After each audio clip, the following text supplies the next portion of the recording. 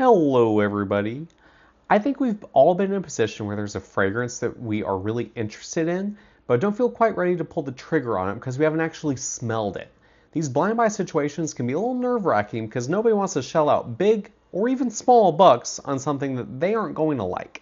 Yes, there are other options available, like visiting a department store or maybe an Ulta or a Sephora and sampling a fragrance there, or you can even order it a can online.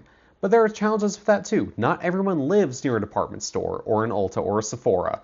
And with ordering decants online, there can sometimes be fears of product authenticity. Am I actually getting the real product that I'm supposed to be getting? Is it going to smell like the real thing if I bought a big bottle of it? But I'm here to tell you the secret that they don't want you to know. Well, I'm not sure I go so far as to say that they don't want you to know, but it's definitely a lesser known secret that can take a lot of the fears out of blind buying. I've talked about Costco and Sam's Club a couple of times on my channel since I've been doing this, and I'll go and say that I am a big fan of both.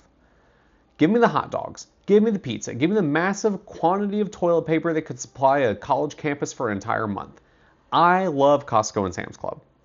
But what many people may not realize is that both of these retailers are also fantastic options for fragrances as well. This is for two main reasons. One, the price. Both of these places sell very good fragrances at very good prices. Whether it's their standard price for them or even better, a sale, which Costco is a little bit better on sales than Sam's Club. But there's a second reason for why they're great for fragrances that is almost as good as the first, and that is their return policy.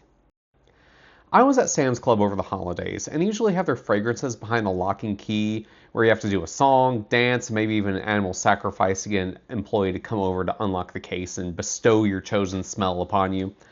However, this time that I was there, they had a table set out with like dozens of fragrances. I asked the employee, are there any samples available to smell? And she just told me no, that it's just for easier access because of the holiday season and like the holiday rush. But then she told me something really interesting. She said, anytime that you buy one of these, if you don't like it, you can return it.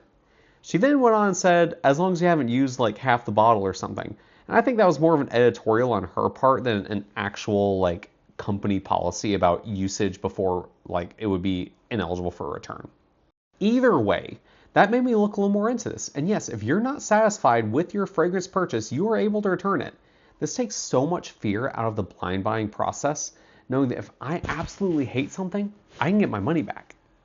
Now, you may be saying, but Mikey, isn't that wasteful? And I answer with a resounding yes. I don't want it to sound like I'm advocating going absolutely hog wild, spending thousands of dollars on fragrances, knowing that you're just going to return them after trying them out for a couple of days. I try to only blind buy ones that I think I have a good chance of liking based on their notes, and I would only return if I absolutely hate it to the point that I would never ever wear it. In other words, I am willing to spend the price on it if I end up liking it, but it's nice knowing that I can return it if I don't. I think we should really appreciate when businesses have such consumer-friendly return policies and do our best not to abuse them. Like, I've heard stories of like Costco and stuff where somebody's returning a Christmas tree after the holiday season, or they've returned a TV that they bought 20 years ago or something like that. I would never use an entire bottle of fragrance and be like, I hated that, give me my money back, please. To me, that feels dishonest, and I don't think others should abuse the systems like that. Because who knows, they might just change their policies if people keep pulling these kinds of shenanigans.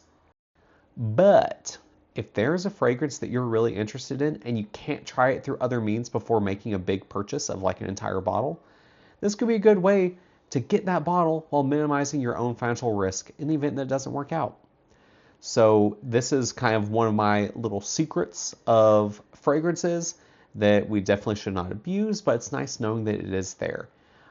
Please like and subscribe if you want to hear more of my thoughts or opinions or possibly tips like this about fragrances. Thank you very much and have a wonderful day.